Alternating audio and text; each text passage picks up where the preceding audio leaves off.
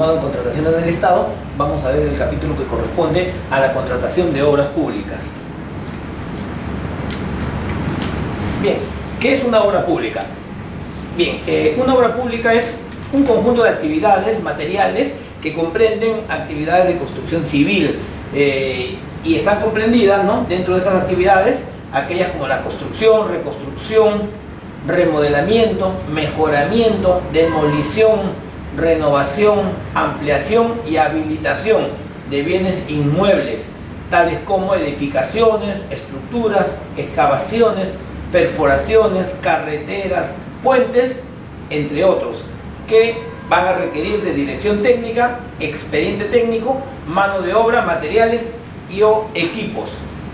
Es bastante amplio, ¿no?, lo que entendemos como obra pública, ¿no? Puede ser una carretera, un puente, un túnel, un colegio, un hospital, ¿no? Es una definición bastante amplia. También puede ser las operaciones que son de remodelación, ¿no?, de demolición.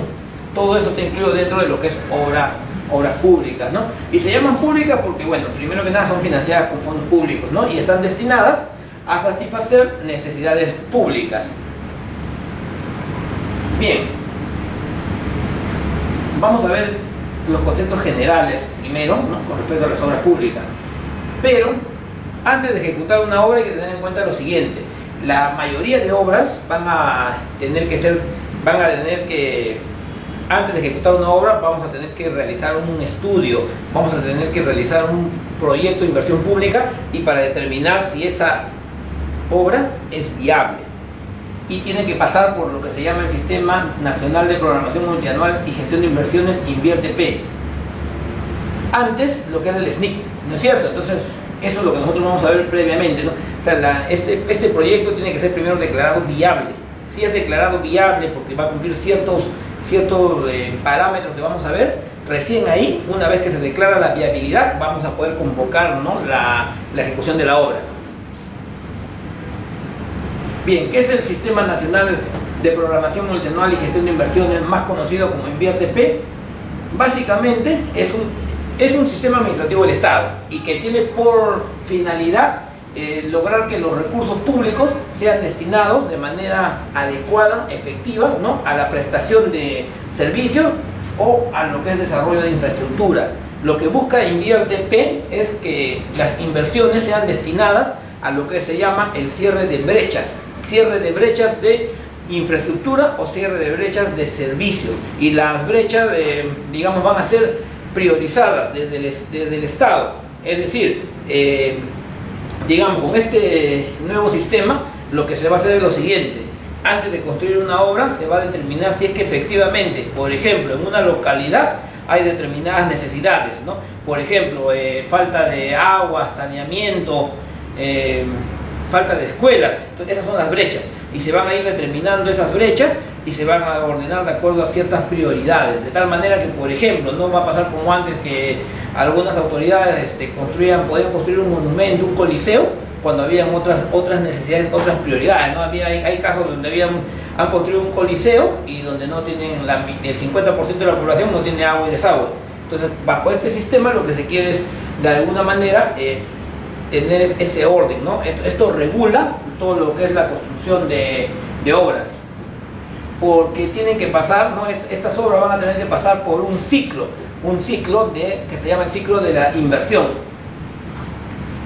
Básicamente lo que busca INVIERTE-P es lo siguiente, como les decía: invertir con una dirección clara, reduciendo brechas, que los proyectos de inversión pública no cuesten más de lo debido, es decir, se busca optimizar los escasos recursos que tiene el Estado, que los proyectos de inversión pública no se retrasen. Al sistema anterior, el SNIC, se le criticaba mucho porque retrasaba los procesos, no estaban ahí en cola.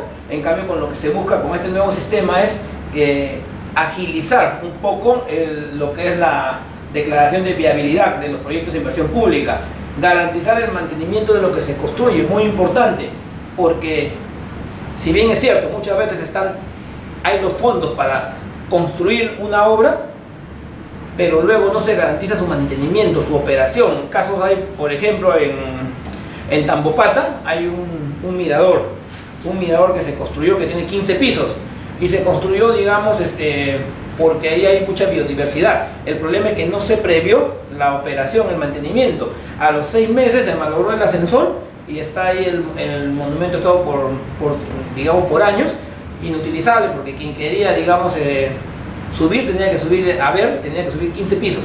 Por ejemplo, eso es lo que no se quiere que pase ahora, ¿no? Se tiene que asegurar también el mantenimiento, el funcionamiento, a cargo de quién pone los fondos, ¿no? Para garantizar el mantenimiento de lo que se ha construido, ¿no? Y además también permite ir evaluando para mejorar el sistema. Vamos a ver qué cosa es brecha. Brecha es un déficit, es una diferencia entre la oferta y la demanda de infraestructura o de servicios. Y la brecha se puede expresar en términos de cantidad o en términos de calidad. Por ejemplo, cuando lo expresamos en términos de cantidad, es cuando decimos el 50% de la población no cuenta con servicios de agua y saneamiento. Entonces estamos hablando de cantidad, ¿no es cierto? Hay un 40% de la población, o hay un déficit en 40% de la población de escuelas. Estamos hablando de cantidad. Hay un 30%, falta un 30% de postas médicas. Estamos hablando de brecha de cantidad, pero también podemos hablar de brecha de calidad. Podríamos decir que en alguna localidad el agua potable que se suministra no tiene el tratamiento adecuado, no tiene el nivel de cloro residual adecuado. Entonces estamos hablando de el servicio se está dando, los hogares tienen acceso al agua potable, pero no en la calidad adecuada. Entonces en ese caso tenemos brecha de calidad. Entonces tenemos los dos, de cantidad y de calidad. En el caso de generalmente de las obras públicas, más que nada se expresan casi siempre como brechas de cantidad, por lo general, ¿no? Capacidad instalada. Por ejemplo, tenemos un colegio, sin embargo este colegio no tiene toda la capacidad para poder albergar a los estudiantes de esa localidad. Entonces es un déficit de cantidad. Por ejemplo, puede necesitar que se amplíe en un 40% más. Eso es brecha de cantidad, ¿no? Y para eso tenemos que hacer obras, ¿no es cierto? Ampliar las aulas. Entonces eso es lo que se entiende por brecha, ¿no? Y la idea del sistema Invierte P es ir cerrando brechas. Es decir, la idea es los proyectos de inversión pública tienen como objetivo ir cerrando, reduciendo esas brechas, tanto de calidad como de cantidad. Y acá tenemos, ya los ejemplos los hemos dicho, ¿no? Los que tenemos agua insuficiente, ¿no?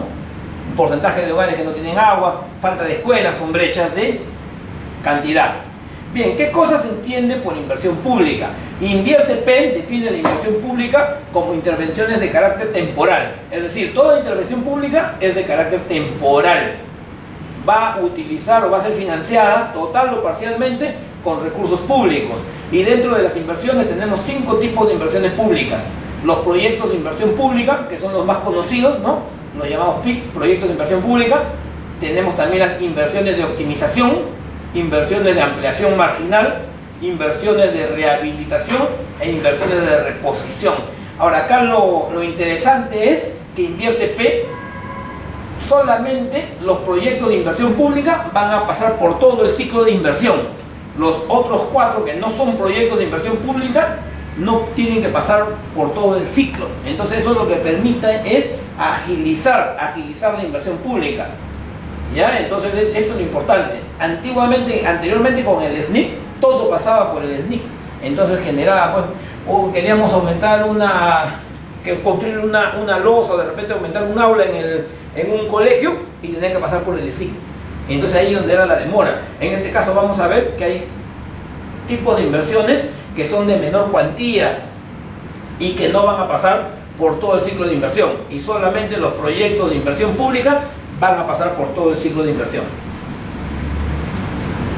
Bien, ¿y qué son los proyectos de inversión pública? Bueno, son obviamente intervenciones de carácter temporal, se van a financiar total o parcialmente con fondos públicos, van a estar destinados a la formación de capital físico, humano, institucional, intelectual y o natural, y además esto es muy importante, tienen como propósito creación, ampliación, mejoramiento o recuperación de la capacidad de producción de bienes y servicios que brinda el Estado. Entonces, por lo general, siempre las inversiones públicas, los proyectos de inversión pública van a ser como creación de un hospital, ampliación de un hospital, de una escuela, mejoramiento, recuperación, ¿no es cierto? Cuando, por ejemplo, por un desastre natural, de repente una escuela, un colegio ha sido dañado, entonces se emplea lo que es recuperación. Entonces, estos son los tipos: creación, ampliación, mejoramiento o recuperación.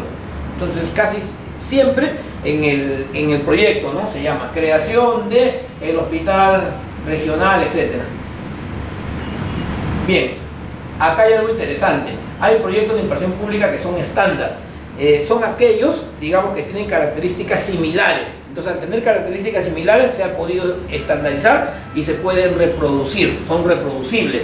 Y estos proyectos de inversión pública estándar van a contar con una ficha técnica estándar, que es aprobada, ¿no?, y publicada por el sector de gobierno que corresponde. Puede ser el sector educación, puede ser el sector vivienda, sector agricultura. Entonces, estos proyectos, como son estandarizados, ya tienen su ficha estándar. Dentro de eso tenemos, por ejemplo, ¿no?, los proyectos de vivienda para saneamiento rural, saneamiento urbano, son proyectos que son estándar, ¿no? Para producción, interior y educación, por ejemplo, proyectos de educación básica regular ya están estandarizados y están tienen una ficha, ¿no? Pero ahora, ¿qué cosa es lo que pasa acá? ¿Cuál es digamos, la ventaja de este sistema? Antiguamente, no sé si usted ha tenido la oportunidad de repente de trabajar o ver lo que era el SNIC, donde, entonces le explico. El SNIC era el sistema anterior. Entonces, por ejemplo, cuando uno quería hacer un proyecto, teníamos que hacer, por más que sea de menor cuantía, teníamos que hacer lo que se llama un estudio. Era un estudio de preinversión. Entonces hacíamos un documento que se llamaba perfil. Y en ese perfil teníamos que recopilar información de fuentes secundarias, ¿no?, o información documental, pero también en algunos casos incluso información de campo, para poder sustentar la viabilidad del proyecto. Y había que encontrar la oferta disponible, la demanda, y había que hacer una serie de cálculos para demostrar que el proyecto era viable. Entonces era bastante complicado. El SNIC salió en el año 2000, si mal no recuerdo, hasta el 2016, donde ya PPK, ¿no?, promesa de campaña, lo mató al SNIC, como se dice, ¿no? Pero ya hasta en ese tiempo, digamos, ya la gente, ya más o menos habían técnicos que ya dominaban, pero al inicio era bastante complicado. Y entonces, ahora, ¿qué es lo que pasa con este sistema? Este nuevo sistema lo que ha hecho es que aquellos proyectos, por ejemplo, que ya los han podido estandarizar y que están que son mayores a 750 UIT, pero menores a 15.000 UIT, les han llamado proyectos estándar. Entonces, esto solamente ya no se hace estudio de perfil, simplemente una ficha. Y en esa ficha se llenan los datos. Es una ficha que además viene con una especie con unos lineamientos, una especie de manual que van a indicar solamente los datos a llenar. No tienen que llenar, pues, la ubicación, la cantidad, digamos, la cantidad de beneficiarios que van a, digamos, que va a cubrir el proyecto, ¿no?, etcétera. Y automáticamente además le realiza el cálculo, porque es una ficha que está en Excel, ¿no?, y se lo baja de la página del Ministerio de Economía y Finanzas, y simplemente llenando los datos se calcula, ¿no?, automáticamente si el proyecto es viable o no es viable. Entonces, digamos, reduce la complejidad, ¿no es cierto? Y también hay proyectos que son incluso los que son simplificados es más fácil todavía, ¿no? Son las fichas mucho más sencillas. Por ejemplo, acá se clasifican así los proyectos ahora: los estándar, que van a tener una ficha técnica simplificada cuando la inversión es menor o igual a 750 UIT. Entonces es mucho más sencilla. Se llenan datos nada más, y una vez que es un Excel que viene ya precargado. Entonces uno llena los datos y automáticamente le dice si el proyecto es viable o no, y qué cosa uno podría en todo caso ajustar si queremos que el proyecto sea viable. La ficha técnica estándar tiene un poquito más de campos, pero también no es para nada complicado, ¿no es cierto? Y solamente en aquellos proyectos ya de inversión pública que son de alta complejidad, es decir, donde la inversión está por encima de los 15.000 UIT y por debajo de los 407.000 UIT, ahí recién se hace lo que es el perfil, que era como lo que estamos hablando, como era el SNIC, ¿no? Entonces ya el perfil es un estudio un poco más a profundidad, donde ya hay que recabar información, hay que hacer algunos cálculos, incluso hay que hacer trabajo de campo, ¿no es cierto?, para determinar la viabilidad del proyecto. Y cuando ya el proyecto la inversión está por encima de los 407.000 UIT, ahí ya se utiliza lo que es un perfil reforzado, ¿no? Donde hay sobre todo hay mayor profundidad en los estudios, ahí a veces hay estudios de suelo, ¿no? Entonces, cuando nos referimos al tema de obras, ¿no es cierto? Entonces, así, pero el tema es que cerca del 80% de los proyectos de inversión pública están en este rango, en lo que son estándar, cerca del 80%. Lo que son construcciones de colegios, escuelas, hospitales, están casi por acá, ¿no? Salvo ya los megaproyectos, están por acá y son un 20%.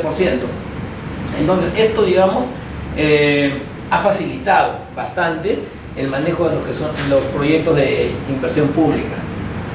Si bien es cierto, también este nuevo sistema salió en el 2016, 2017, pero si la intención era agilizar, ¿no? Como dijo PPK, destrabar la inversión, pero lo cierto es que también se paralizó.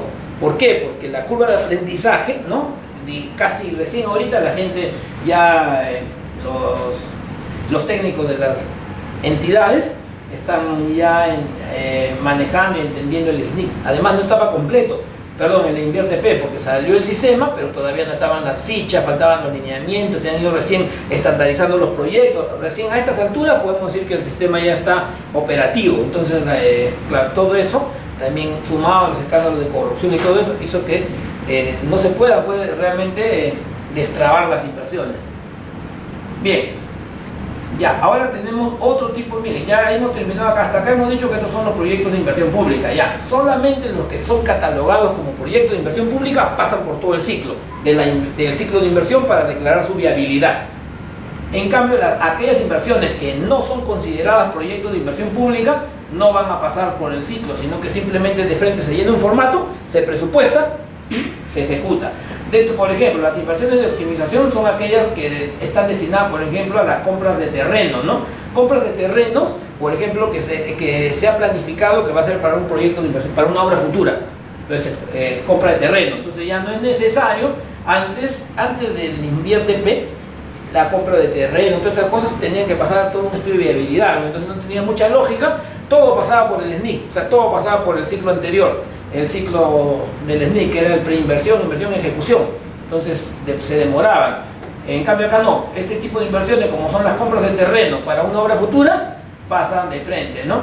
Igual a aquellas inversiones que son resultado de una optimización de la oferta. Por ejemplo, ¿no? Cuando tenemos ya una obra funcionando y queremos que se amplíe o se mejore, se optimice la oferta. Por ejemplo, como comprar en un hospital, por ejemplo, comprar de repente algún equipo, un tomógrafo, ¿no?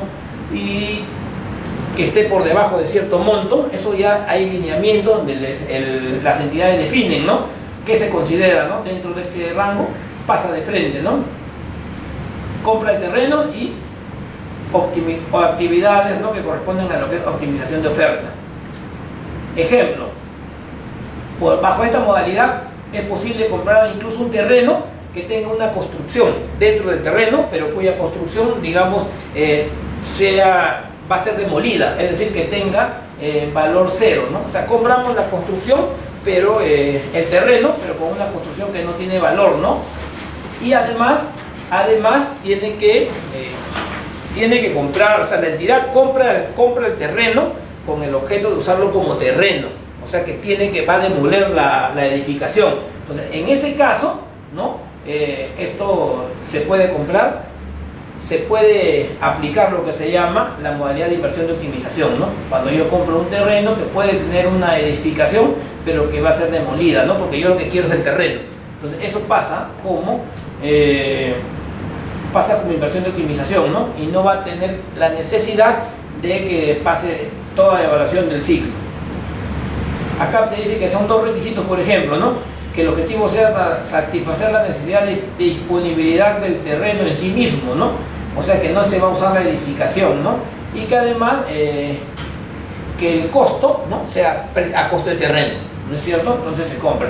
Ahora, la demolición ya se tiene que cargar, ¿no? En el futuro proyecto, ¿no? Está como un costo de la futura obra, ¿no? No está incluida la compra del terreno, sino se asume como un costo de la futura obra. Otra inversión que no es considerada proyecto de inversión son aquellas de ampliación marginal, se le dice. son aquellas, y son de dos tipos, ¿no? Aquellas que van a incrementar un activo no financiero, o sea, un bien de capital, un patrimonio de la entidad, ¿ya? Y puede ser que no amplíen la capacidad de producción de servicios, o puede ser que sí amplíen, pero solamente hasta un máximo del 20% de la capacidad que tenía esta unidad productora de servicios. Bien, esto es, por ejemplo, cuando uno quiere poner un cerco a un colegio, estamos en el primer caso, ¿no? Porque estamos poniendo, es un bien de capital, un patrimonio que va a ser el cerco, pero el cerco pues no me amplía, digamos, la capacidad, o sea, si el colegio tenía 2.000 alumnos, atiende a 2.000 alumnos, yo pongo un cerco, voy a seguir atendiendo a 2.000 alumnos, ¿no es cierto? Pero sí se ha incrementado el patrimonio del colegio porque ahora tiene un cerco o una reja. Entonces eso es estamos en el primer caso. El otro caso podría ser que yo tengo una posta médica, ¿no? Y yo quiero construir un consultorio más.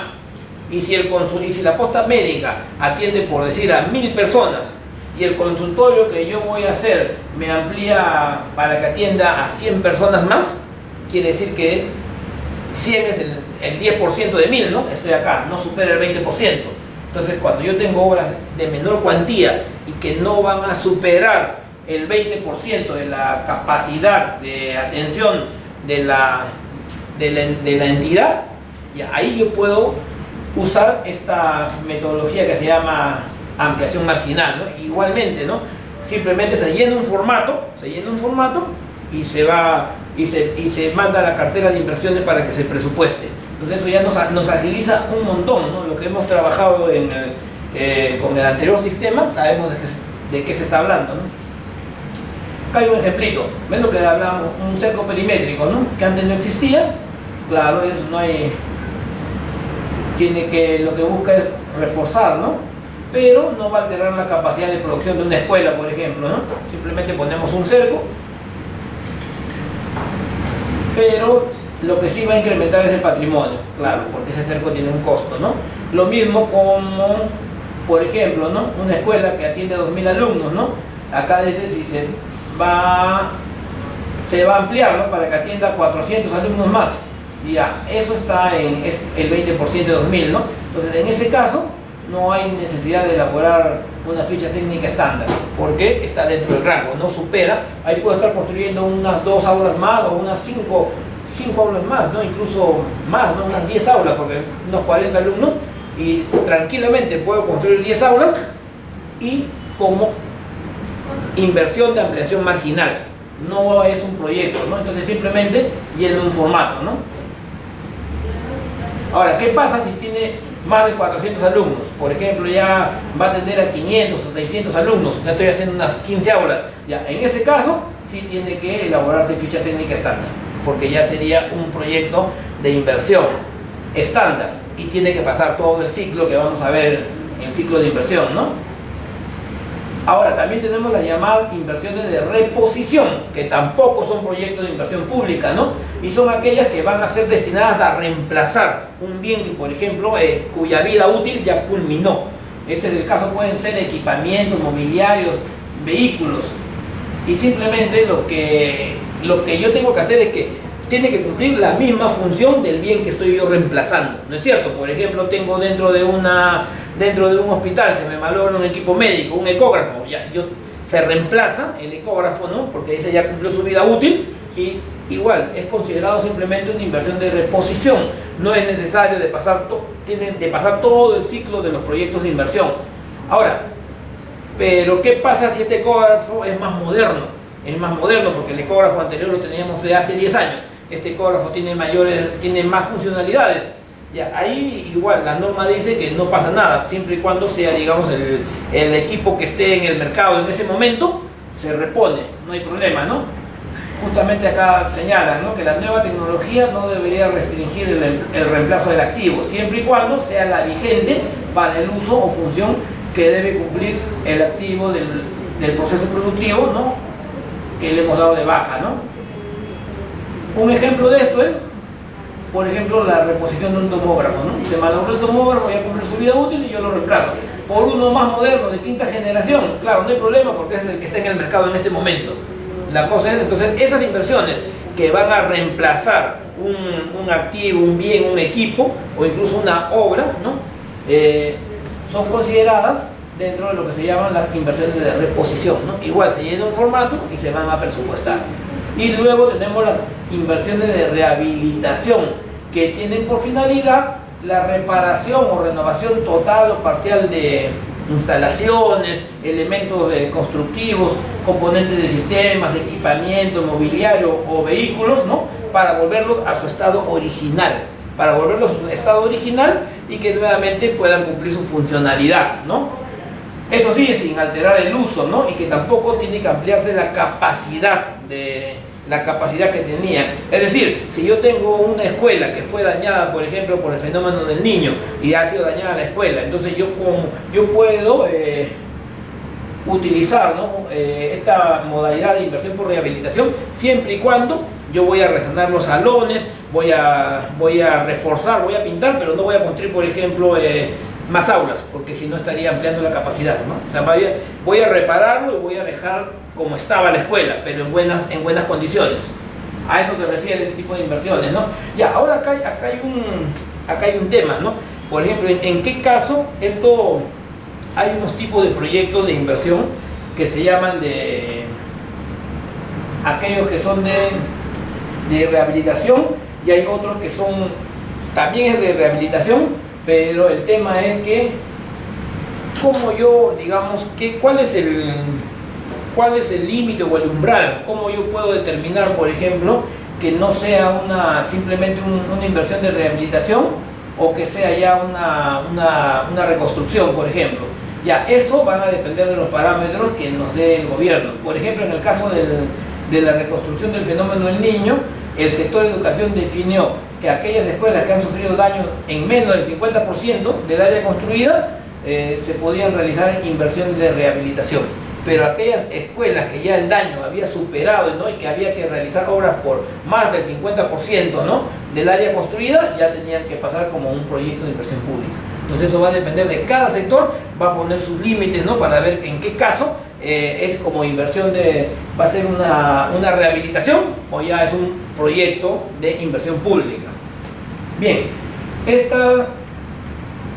vamos a comparar acá. Por ejemplo, estas son inversiones de optimización, ampliación marginal, rehabilitación, reposición y rehabilitación. Entonces acá las de optimización, en el caso de compra de terrenos, no van a ampliar la capacidad productora, pues, de la unidad, de la entidad, ¿no es cierto? Porque estás comprando un terreno y lo estás comprando para un proyecto futuro, entonces no amplía la capacidad productora de la entidad, ¿no?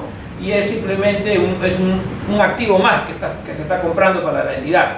En cambio, en el caso de la optimización de oferta existente, o sea, se va a optimizar, se va a mejorar, porque todo se optimiza y se mejora. Entonces, obviamente que va a modificar, ¿no? la capacidad productora de la entidad, ¿no? Si yo compro de repente como optimización, puedo comprar un equipo que sea más eficiente, un equipo que, por decir, que saque fotocopia más rápido, yo estoy modificando y estoy ampliando la capacidad, ¿no? productora. Y además aplica sobre toda la unidad productora. Ampliación marginal hay dos tipos de ampliación marginal. Aquella que no amplía, por ejemplo, como ponemos un cerco, no amplía la capacidad productora de la entidad, pero sí lo que va a elevar es sus patrimonios. Igual, en el caso de la ampliación marginal, que sí modifica su capacidad de producción, actúa sobre la unidad productora, ¿no? Acá, por ejemplo, cuando yo construyo más aulas, entonces voy a atender, el colegio en general va a atender más alumnos. Luego los bienes de las inversiones de reposición no van a ampliar la capacidad por lo general productora, porque yo estoy reponiendo el bien y cumple la misma función. No estoy reponiendo un auto que se malogró, pongo el mismo auto, tiene que ser de las mismas características, ¿no? Entonces no amplía, ¿no? Pero sí incrementa los activos o patrimonio de la entidad, ¿no? Y las inversiones de rehabilitación tampoco amplían, porque yo estoy rehabilitando, estoy volviendo a su estado original. Esa es la comparación. Ya, este tipo de de inversiones no pasan el ciclo de los proyectos de inversión. Entonces su manejo es mucho más rápido. Se llenan determinados formatos que ya son estandarizados también y se pasa a la cartera de inversiones para ser presupuestadas, ¿no? Bien, hay también dentro de lo que estamos viendo, proyectos de inversión, las inversiones que no son proyectos de inversión, hay también lo que se conoce como otros gastos de capital, ¿no? Y esos son aquellos gastos, ¿no?, que no son ni proyectos de inversión, ni inversiones de optimización, ampliación marginal, reposición o rehabilitación. ¿Por qué? Porque no van a tener un valor estratégico que contribuya al cierre de brechas, ¿ya? Cuando estamos hablando de los proyectos de inversión y las inversiones de optimización, las de ampliación marginal, las de reposición y las de rehabilitación, todas esas son inversiones públicas y ellas están pensadas para cerrar brechas. Y si no cierra brechas, son simplemente, se les pone otros gastos de capital. O sea, son gastos que no son orientados a cerrar brechas, ¿no? Y justamente, solamente los proyectos de inversión pública y las inversiones de optimización, ampliación marginal, reposición y rehabilitación van a ser regulados por InvierteP. En cambio, esas que no corresponden, ¿no?, y que se clasifican como otro gasto de capital, se le aplican otras regulaciones. Por lo general, la ley de contrataciones del Estado, porque pueden ser de repente mobiliarios, ¿no?, armarios, otro tipo de bien, pero que no contribuye, digamos, de manera decisiva al proyecto, ¿no? Y acá un ejemplo, un requerimiento que se hace para un establecimiento hospitalario, ¿no?, en funcionamiento. Entonces el requerimiento es el siguiente: un tomógrafo axial computarizado, un ecógrafo Doppler, estetoscopio adulto y pediátrico, ¿no?, linterna para examen clínico, ¿no? Bueno, y una serie de equipos como el tensiómetro, etc. Ya, en este caso, acá incluso hay cubo de acero para arrojar los desperdicios, ¿no? O sea, un tacho de basura, material estéril, etc. Ya. De acá, ¿cómo se clasifica? Digamos, lo que es inversión pública y lo que no es inversión pública? Primero que nada, se clasifica por el monto de la inversión, ¿ya? Y además se clasifica por el objetivo estratégico que va a tener. Por ejemplo, y que el objetivo estratégico que va a tener y que va a contribuir a la atención, por ejemplo, de usuarios. En este caso, el tomógrafo axial computarizado, ¿ya?, es un equipo estratégico, ¿no es cierto? Porque en un centro hospitalario si este equipo se malograra, se va a dejar de atender, ¿no?, a toda una cantidad de pacientes. Sin embargo, ¿qué pasa si yo no tengo no tengo el tacho de basura? No va a generar, digamos, un impacto que por lo menos un impacto que va a alterar la cantidad de pacientes, ¿no? Yo con tacho o sin tacho de basura, si tengo el tomógrafo, igual voy a seguir atendiendo a las personas, ¿no es cierto? Puedo usar una bolsa, lo que sea de momento, como tacho de basura. Es lo mismo que pasa con el ecógrafo. Yo tengo un ecógrafo y me va a permitir atender y dar servicio a todas aquellas personas, ¿no?, que van a requerir el servicio de ecografía, ¿no? En cambio, y hasta acá, ¿qué pasa con los otros equipos? Por ejemplo, un estetoscopio, ya. Hasta el tomógrafo y el ecógrafo tienen sus costos, están por encima de los 200.000 soles. En cambio, un estetoscopio yo lo puedo conseguir por 200 soles. La linterna también, ¿no? Entonces tienen un martillo de reflejo. Entonces, todas estas inversiones que son menores, un tensiómetro, ¿no?, una lámpara de examen clínico, todas esas no pasan como inversión pública. La inversión pública tiene montos más elevados, ¿no? Entonces, en este caso, de la lista dada, solamente seguirían, digamos, catalogados como inversión pública el tomógrafo axial computarizado y el ecógrafo Doppler, ¿no? Y son los únicos, digamos, que estarían dentro del marco de lo que es InvierteP. El resto se le aplicará otra normativa, ¿no? Dependiendo de los montos, podría ser la ley de contratación del Estado, pero incluso dependiendo cómo se compre, ¿no? Porque si yo compro de repente muchos de estos, el estetoscopio, la linterna, están por debajo de los 8 UIT. Entonces, a veces ni siquiera se le aplica la ley de contratación del Estado, ¿no? Bien. Esto es lo que hablábamos cuando nos referimos al ciclo de la inversión. Solamente los proyectos de inversión pública van a pasar por todo este ciclo. Hay una primera fase que es conocida como la programación multianual de inversiones, una segunda fase que es la formulación y evaluación, una tercera fase que es la fase de ejecución y una cuarta y última fase que es la de funcionamiento, donde solamente aquellas inversiones que van a ser catalogadas como proyectos de inversión público van a pasar todo este ciclo. Las otras inversiones, como ya vimos, que son de menor cuantía, cuando yo voy a ampliar voy a hacer una ampliación de menor cuantía, unas cuantas aulas, o voy a reparar una infraestructura, ¿no es cierto? Ya esas no van a pasar, simplemente de frente se programan, ¿no? Sí se programan, todas tienen que estar incluidas en la programación. La programación multianual de inversiones me va a generar un documento que también se llama programación multianual de inversiones, un PMI, ya. Ahí van a estar ¿cómo funciona? En esta primera fase, ¿qué es lo que hago yo? En esta primera fase, en la fase de programación multianual de inversiones, las entidades lo que van a hacer su diagnóstico de brechas.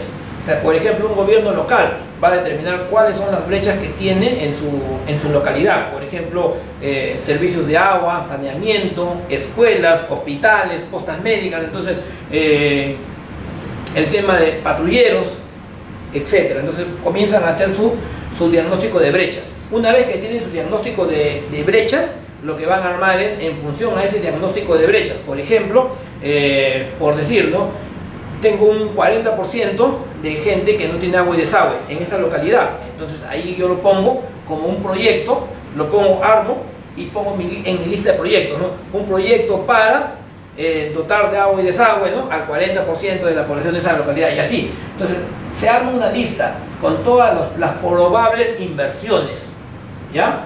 Y ahora, luego, ¿qué se hace?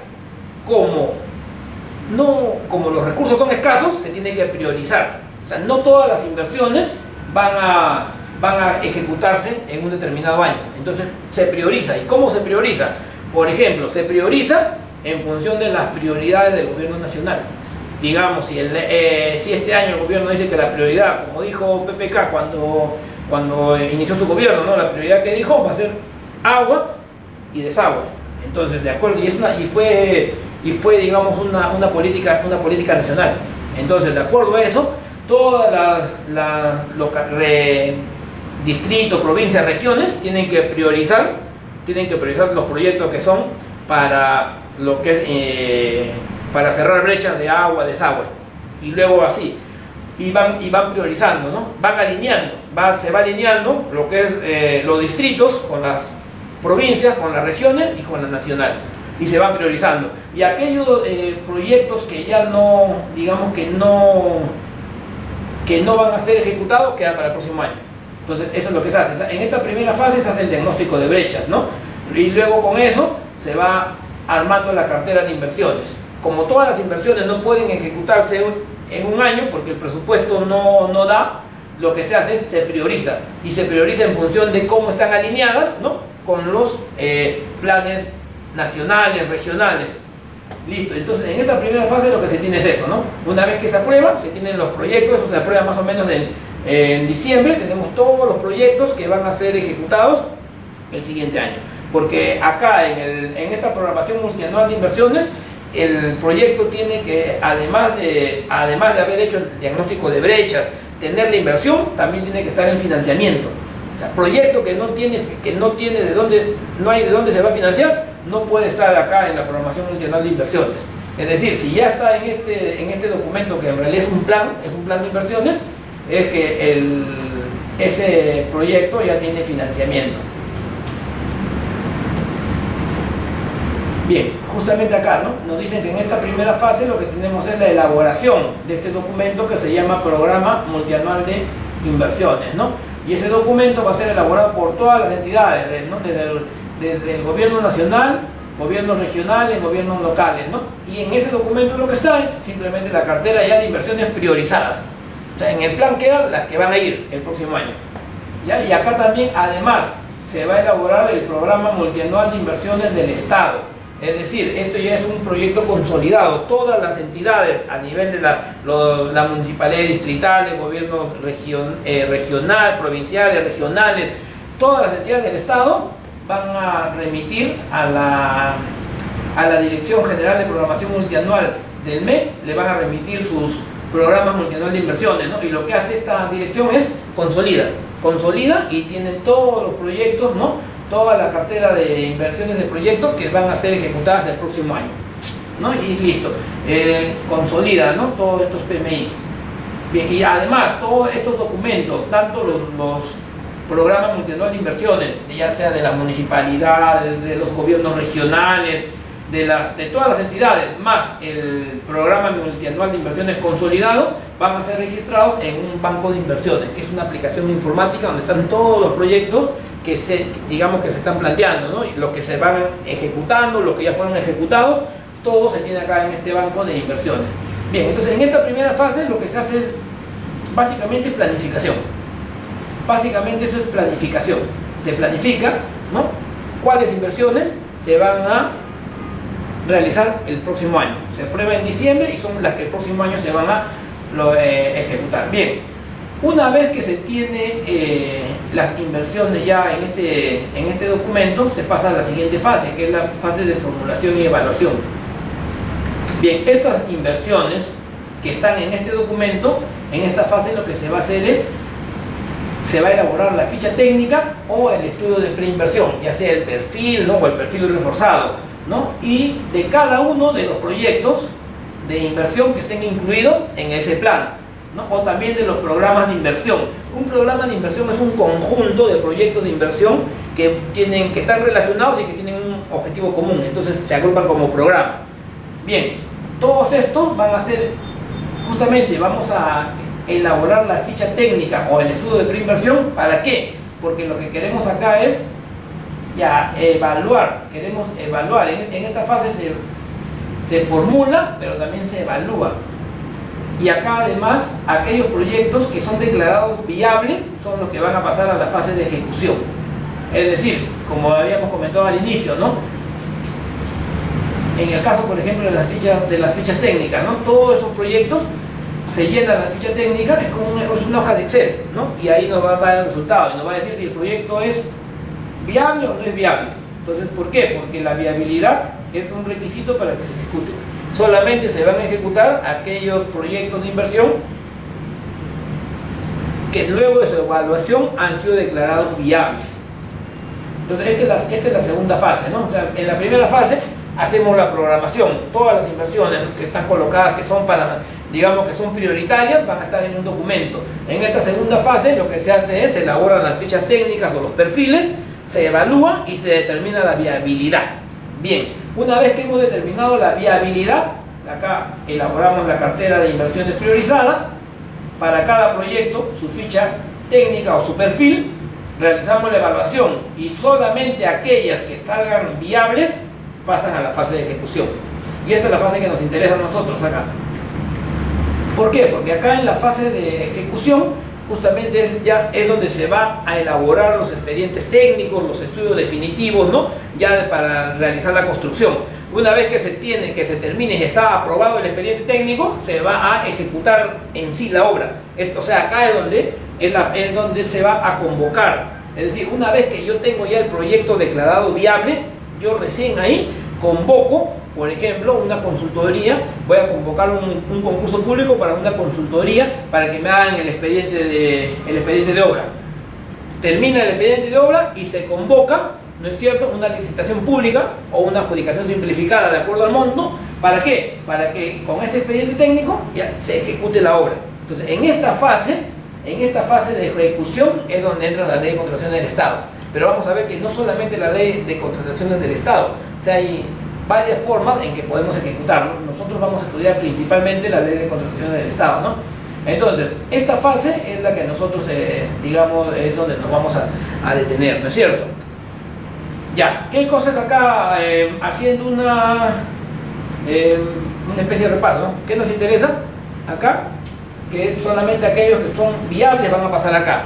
Aquellos proyectos de inversión pública que son viables van a ser ejecutados. Para ejecutar yo hago la convocatoria para el expediente técnico y también hago la convocatoria para la ejecución propiamente de la obra, ¿no es cierto? Ahora, ¿qué es lo que pasa? Las entidades tienen que ceñirse a cómo fue aprobado el proyecto, cómo fue declarada de viabilidad. Es decir, no se puede modificar en el expediente técnico ningún parámetro porque estaríamos incurriendo ya en responsabilidad. Él dice, la unidad ejecutora debe ceñirse a los parámetros bajo los cuales fue otorgada la viabilidad para elaborar directa o indirectamente el expediente técnico o documentos equivalentes, así como la ejecución del proyecto de inversión pública, bajo responsabilidad de la autoridad que apruebe dichos documentos.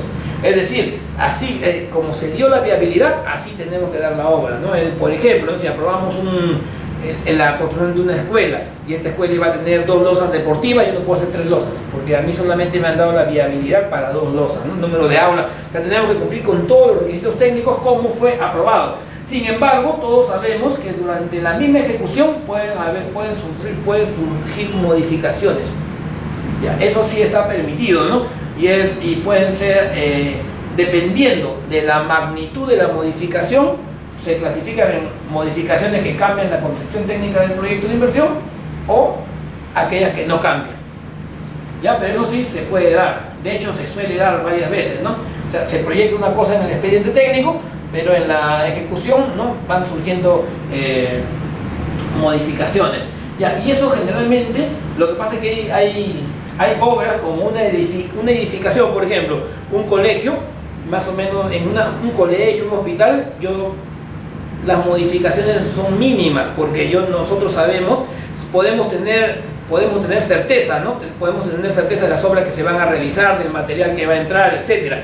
Pero por ejemplo, cuando estamos construyendo un túnel, una carretera, entonces ahí es más difícil poder medir y poder decir, digamos, las cantidades de material que va a entrar, el tiempo. Entonces, en ese caso es más complicado y muchas veces ahí es donde se dan modificaciones, ¿no?, en el terreno. Bien, y en esta parte también es donde acá se ejecuta, se termina, se liquida la obra. Acá también se da la liquidación física y financiera, ¿no? Y con esto se termina prácticamente la inversión pública en esta fase. Acá se termina la inversión, ¿no? Y en la fase de funcionamiento lo que se busca es asegurar, ¿no?, la operación y mantenimiento de la inversión, ¿no? Entonces, por eso es que en este caso, cuando se programa la obra en la programación multianual de inversiones, lo que se busca también es asegurar cómo se va a financiar la obra. O sea, una vez concluida la inversión, con qué fondos se va a dar el mantenimiento, operación, ¿no? Entonces, muchas veces hay obras que, digamos, que se autofinancian, ¿no? Por ejemplo, si se hace un parque zonal y se paga entrada, etcétera, ¿no? ¿O qué entidad? La municipalidad, ¿quién va a encargarse de la operación y mantenimiento, ¿no? Y acá también se realiza la evaluación ex post de la inversión, ¿no? Porque lo que se quiere buscar luego ya con esta evaluación en el largo plazo es, finalmente, si esa inversión, esa obra pública, digamos, ha generado beneficios o no para la comunidad. Porque recordemos que cuando nosotros ejecutamos una obra pública, hay una finalidad pública y eso se refleja en que tiene que haber un cambio en las condiciones de vida de la gente. Por ejemplo, si yo construyo una escuela, se supone que tiene que haber un cambio en el mediano y largo plazo en las condiciones de vida de la gente. Un hospital, una carretera, todas esas obras tienen que evaluarse para determinar si efectivamente han generado una mejora en las condiciones de la vida de las personas. Bien, esto es el ciclo de Invierte P. Una vez bien, este es el ciclo, ¿no? Acá se acaba de Invierte P. En realidad es más extenso, lo he resumido, es todo incluso un diplomado. Bien, nosotros vamos a ver acá es lo que nos interesa. Bien, en la ejecución, ya. ¿Cuáles son las modalidades de ejecución de obras públicas? Como les decía, hay varias modalidades, ¿no? Podemos hacer la ejecución por administración directa, puede hacerse la ejecución indirecta por convenio bajo lo que se llama las asociaciones público-privadas, podemos hacerlo bajo la modalidad de obras por impuesto, podemos hacerlo bajo una modalidad llamada proyectos en activos, o podemos hacerlo por ejecución indirecta por contrata, mediante la ley de contrataciones del Estado. Hasta 5 modalidades tenemos para ejecutar las obras, ¿no? Y bien, vamos a ver brevemente en qué consiste cada una. Ya, cuando es ejecución directa, como su mismo nombre lo dice, es cuando la entidad directamente va a ejecutar la obra, va a implementar la obra, ¿no? Y en ese caso eso lo pueden hacer aquellas entidades que van a tener el personal técnico adecuado, la mano de obra adecuada, los equipos, y lo pueden hacer. Muchas veces las municipalidades tienen muchas municipalidades, por ejemplo, realizan su mejoramiento de sus vías, ¿no? De sus veredas, etcétera, porque justamente tienen equipo, tienen personal y lo pueden hacer. Bien, la resolución de Contraloría 195-88, Contraloría General, señala que para ejecutar una obra por administración directa es necesario que la entidad tenga la capacidad técnica y administrativa para ejecutarla, ¿no? O sea, que tenga el personal idóneo, y además que demuestre que el costo total de la ejecución por administración directa es por lo menos 10% menor del costo de su ejecución por contrata. Eso también es importante. Es decir, para que las entidades puedan ejecutar la obra directamente, tienen que sustentar con un informe técnico que efectivamente, ¿no?, ejecutándola de manera directa, por lo menos, ¿no?, o sea, hay un ahorro del 10%, que si lo hicieran, ¿no?, mediante una contratación a través de la ley de contratación del Estado, ¿no? Entonces, cuando la entidad cumple estos dos requisitos, lo puede ejecutar directamente la obra, ¿no? Entonces todas las entidades no pueden hacer esto, ¿no? Por ejemplo, las entidades, por ejemplo, de salud, las entidades, las postas médicas, las escuelas, no, porque no tienen personal, ¿no? Generalmente las municipalidades son las que pueden hacer este tipo de ejecución directa, ¿no? Y de hecho lo hacen. Bien, luego tenemos la siguiente modalidad, que son las asociaciones público-privadas, ¿no? Estos son convenios, son una modalidad especial de ejecutar obras, ¿no? Que son convenios donde la obra va a ser realizada en conjunto con el sector privado, ¿no? Y generalmente son en virtud de contratos de concesión, de operación, de gerencia, de outsourcing, de joint venture, etc. Estos contratos por lo general son contratos a largo plazo, 20 años, 30 años, ¿no? Una concesión, hasta un máximo de 60 años. Por lo general la empresa privada va a financiar total o parcialmente la obra, ¿no? Además va a asumir una participación activa, tanto en el diseño, ¿no?, en la construcción de la obra, ¿no? El Estado lo que hace es definir el interés público, ¿no? Y además también la política de precios, de tarifas, como un regulador, ¿no? Además controla que se cumplan los objetivos fijados, ¿no? Luego la empresa privada, ¿no?, obviamente tiene que recuperar su inversión, ¿no? Y eso lo va a realizar dependiendo de cómo ha sido el contrato, si ha sido un contrato autofinanciado, cofinanciado, ¿no? Muchas veces el mismo Estado le retorna la inversión, o a veces también los mismos usuarios, por ejemplo, de una carretera, ¿no?, una pista, una carretera, una vía, ¿no?, se cobra peaje, y entonces la empresa cobra, ¿no?, y recupera su inversión, ¿no? Entonces esta es la modalidad de asociaciones público-privadas. Esto también es amplio, ¿no? Estamos viendo un panorama general de cómo funciona, para tener una idea, ¿no? Luego tenemos la modalidad de obras por impuestos. También se pueden ejecutar obras por impuestos. Igual, es una modalidad especial, ¿no?, que va a permitir a la empresa privada que pueda ejecutar, ¿no?, puede ejecutar obras a cargo de la empresa. Ejecuta las obras hoy, la empresa invierte hoy a cargo de luego descontar mediante impuesto a la renta, ¿no?, de tercera categoría. Y para eso lo que hace la empresa es, ¿no?, la empresa invierte, ¿no?, y el Estado les da unos certificados, ¿no?, y esos certificados los hace valer a partir del año fiscal siguiente. Entonces, generalmente, miren, los certificados que le dan son certificados de inversión pública regional y local, o un certificado de inversión pública gobierno nacional, ¿no? Y eso le sirve para el pago de impuestos a la renta de tercera categoría, ¿no? Y eso lo ejecuta a partir del año fiscal siguiente, ¿no?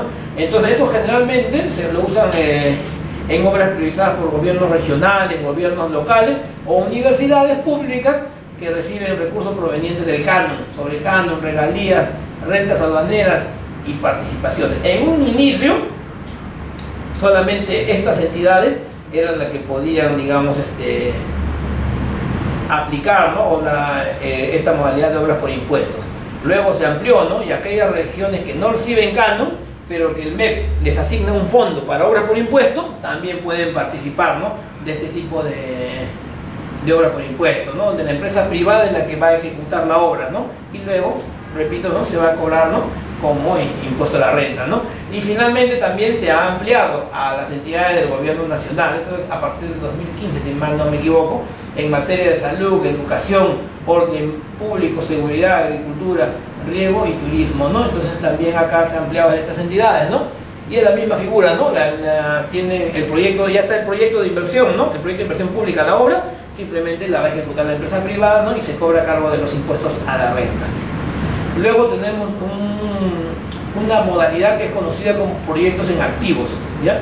Y ese es un mecanismo que lo que hace es que la empresa privada, ¿ya? La empresa privada va a manejar un activo del Estado, ¿no? Una propiedad, un activo del Estado, y va a realizar, ¿no? El proyecto de inversión pública. Acá el tema es que el Estado no pone nada. La empresa privada pone todo el gasto, pone todo, asume todos los riesgos, ¿no? De la ejecución de la obra.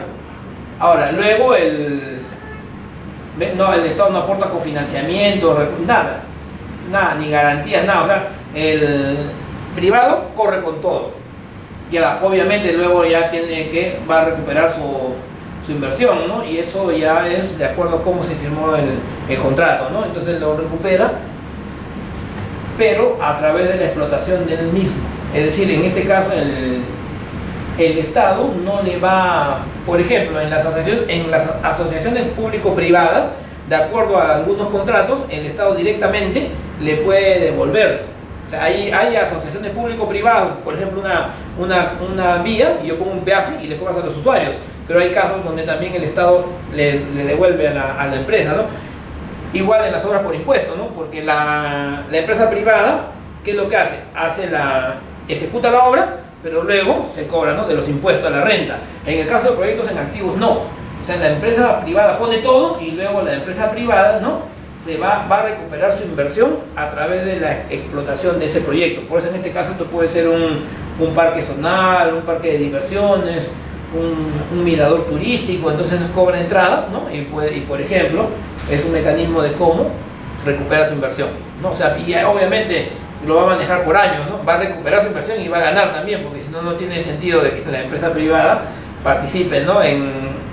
en este tipo de proyectos, ¿no? Entonces, y luego tenemos el mecanismo de ejecución de obras por contrata, que es el que nosotros nos vamos a detener y vamos a estudiar más ampliamente, que son aquellas obras públicas que son ejecutadas por un tercero, llamado contratista, que previamente ha sido adjudicado mediante un procedimiento, mediante un proceso de contratación, ¿no? En este tipo de ejecución se va a regir por la Ley de Contrataciones del Estado y por su reglamento, ¿no? Y los contratos, digamos, que están regulados por la norma de contrataciones en el caso de obra, son el contrato de ejecución de obra, ¿no? O simplemente contrato de obra, los contratos de consultoría de obra para la elaboración del expediente técnico y los contratos de consultoría de obra para la supervisión de la ejecución de la obra, ¿ya? Recordemos acá, una vez que yo tengo el proyecto fue declarado viable, ¿no es cierto? Una vez que es viable, en la fase de formulación y evaluación, paso a la fase de ejecución. Proyecto viable, ya estoy en ejecución. Cuando estoy en ejecución, yo lo que hago acá es lo siguiente, ¿no? Yo voy a convocar un concurso público, o también podría ser una adjudicación simplificada, dependiendo del método, para que me elaboren el expediente técnico de obra. Una vez que tengo el expediente técnico de obra, yo voy a convocar un procedimiento de selección que podría ser una licitación pública o también podría ser una adjudicación simplificada, ¿no es cierto? ¿Para qué? Para que ya me ejecuten, ¿no? Para que realicen la obra. Pero a su vez, a la vez que yo estoy convocando el procedimiento para la ejecución de la obra, estoy convocando también un concurso para la supervisión de la obra. Y estos dos van de la mano, ¿no? Porque necesito un tercero que supervise que este contratista que está ejecutando la obra cumpla, ¿no? Las especificaciones técnicas del expediente técnico de obra. Entonces, estos son los contratos que están relacionados a lo que es una obra pública, ¿no? Y es en lo cual nos vamos a detener nosotros y vamos a verlo más ampliamente. Entonces, las otras modalidades también se usan, pero es materia es bastante amplio también porque tienen sus procesos de convocatoria, sus bases, ¿no? Nosotros nos vamos a centrar acá en lo que es el tema de ley de contrataciones del Estado. Y además, la mayoría, ¿no?, de obras, por ejemplo, colegios, hospitales, ¿no?, comisarías, ¿no?, se regulan mediante la ley de contrataciones del Estado, ¿no? Bien, de manera general, ¿ya? Porque eso va a depender del procedimiento, va a depender si es licitación pública, va a depender si es una adjudicación simplificada, va a depender si es una contratación directa, ¿no? En función de eso, va a depender, ¿no? Pero a grosso modo y de manera general, ¿no?, todo proceso de contratación de obras, ¿no?, tiene las siguientes etapas, ¿no?, o subetapas, ¿no? Primero, planificación y actuaciones preparatorias, ¿no? O sea, yo tengo que elaborar lo que se llama el PAC, lo que vimos con el profesor Ángel Carrillo, ¿no? Tenemos que elaborar lo que es el plan anual de contrataciones, ¿no?, en función de los requerimientos. Ya, ¿cómo se encaja? O sea, ¿cuál es cómo encajan lo que es la programación multianual de inversiones con el PAC? Ya, eso encaja así.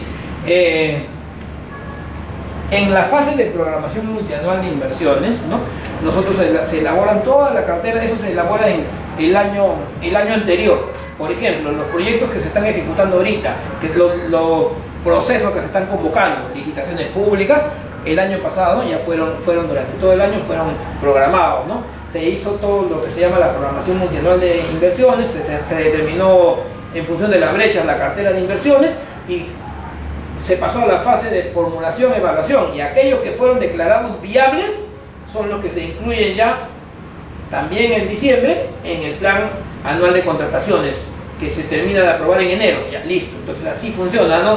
El año anterior se ha armado toda esa cartera de inversiones, se ha declarado viable, y esos han sido, luego ya, todas las que se declararon viables son incluidas en el plan anual de contrataciones, que se aprueba también en los primeros días de enero y se tiene ya, ¿no?, se tiene este documento. Bien, una vez que tenemos ya la planificación, realizamos las actuaciones preparatorias, ¿no? Las actuaciones preparatorias, llamamos, de ser el caso, nombramos acá el comité de selección. En obras siempre el comité de selección. El comité de selección, elaboramos acá el expediente técnico, el expediente, las bases del proceso, ¿no? Y hasta esta fase termina, ¿no?, cuando se convoca el proceso. O sea, acá las actuaciones preparatorias terminan con la convocatoria del proceso. Entonces se convoca el procedimiento, ¿no?, el procedimiento de selección, se van a registrar los participantes, ¿no? Bueno, una vez que los participantes se registran, ya no es participante, es postor, ¿no es cierto? Entonces acá una vez que se registran, es participante. El proveedor que se registra es participante. El que presenta sus ofertas ya se va a convertir en postor, ¿no? Y acá se presentan las ofertas, se abren las ofertas, se va a evaluar y se va a calificar las ofertas, ¿no? Aquel que se le otorga la buena pro se convierte en el adjudicatario. Una vez que se ha otorgado la buena pro, se firma el contrato, ¿no? Se firma el contrato, y una vez que se firma el contrato, el adjudicatario se convierte en contratista. Una vez que ya se firmó el contrato, se va a proceder a la ejecución de la obra, ¿no es cierto? La ejecución de la obra de acuerdo al calendario, de acuerdo al contrato. Una vez que se termina, ¿no?, ya se culmina la obra, ¿no es cierto? Se culmina la obra y se entrega, se hace la recepción, ¿no? Hay un comité que va a verificar que efectivamente, ¿no?, la obra cumple con todos los requisitos, ¿no? Se liquida la obra y se cancela lo adeudado, porque muchas veces se va dando en esta fase, se van dando adelanto, ¿no? Y acá finalmente se liquida y se cancela. Ahora, también dependiendo, como hemos dicho, ¿no?, hay contratos, hay obras donde tú de manera certera podemos saber cuánto material vamos a gastar, cuánto tiempo va a demorar la consultoría, y no hay problema. Pero hay obras como una carretera, un túnel, donde no sabemos a ciencia cierta, digamos, cuánto material va a entrar. Entonces acá al final se valoriza y según lo ejecutado se paga. Entonces esto es así el panorama general del proceso de ejecución de una obra pública. Y con eso vamos a ver ya lo que son los sistemas de contratación. No sé si hay alguna duda al respecto. Bien, para obras, en general, son 6 sistemas de contratación, ¿no es cierto? Pero para obras solamente vamos a trabajar con 4. Es lo que se llama el sistema a suma alzada. Eso lo vamos a aplicar cuando las cantidades, magnitudes y calidades de la prestación están totalmente definidas, cuando podemos nosotros saber con certeza, ¿no?, cuánto material va a entrar, de qué calidad va a ser el material, ¿no? Entonces esto se trabaja con un monto fijo, integral, ¿no? Luego tenemos el sistema de precios unitarios. Eso es aplicable cuando la naturaleza de la prestación no nos permite conocer con exactitud las cantidades o magnitudes requeridas, ¿no? Hay casos, como digo, con un túnel, ¿no?, una carretera, o nosotros no podemos saber con exactitud. Entonces ahí el monto, se pone un monto estimado, pero finalmente se valoriza y se cancela según la ejecución real de la obra. Luego tenemos lo que se llama el esquema mixto de suma alzada y precios unitarios, ¿no? Es una combinación de los dos. Eso es cuando hay obras donde una parte de la obra conocemos con certeza, ¿no?, el material, la calidad, podemos medir, pero hay una parte de la obra donde no se conoce con certeza, ¿no? Entonces acá simplemente lo que se hace es una combinación de los dos, ¿no? Entonces una parte, ¿no?, se tiene un precio ya integral fijo, y la otra parte, ¿no?, la otra parte de la obra se va a calcular, ¿no?, se valoriza y se paga según lo ejecutado, ¿no? Y tenemos el caso de tarifas. Las tarifas son aplicadas en el caso de consultoría de obras, ¿no? Y es igual, cuando no se puede conocer con precisión el tiempo de la prestación del servicio, entonces se va a pagar una tarifa, ¿no? La tarifa generalmente se pone por tiempo, por día, ¿no? Y se cancela según lo ejecutado, ¿no? Esto generalmente va de la mano con estas obras de precios unitarios, ¿no? Porque muchas veces no se sabe con exactitud cuánto tiempo va a tomar esa obra. Entonces acá se usan lo que son tarifas. Entonces tenemos 4 sistemas de contratación.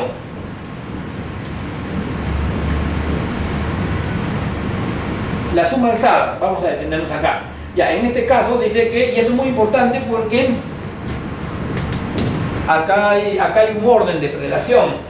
Tratándose de obras, el postor formula su oferta considerando todos los trabajos que sean necesarios para el cumplimiento de la prestación requerida, según los planos, las especificaciones técnicas, la memoria descriptiva y el presupuesto de obra, que van a formar parte del expediente técnico, en ese orden de prelación. Esto es importante, debiendo presentar para la suscripción del contrato el desagregado por partidas que da origen a su oferta. Es decir, acá estamos hablando de un precio fijo, ¿no? Entonces acá nosotros tenemos o sea, se arma un presupuesto de obra donde se tiene detallado, o sea, todos los rubros del presupuesto. Entonces se tiene detallado, entonces, y se conoce ya de antemano, ¿no?, la cantidad. Se tiene todo, incluso está impuestos, utilidades, y todo está detallado en este presupuesto de obra, ¿no?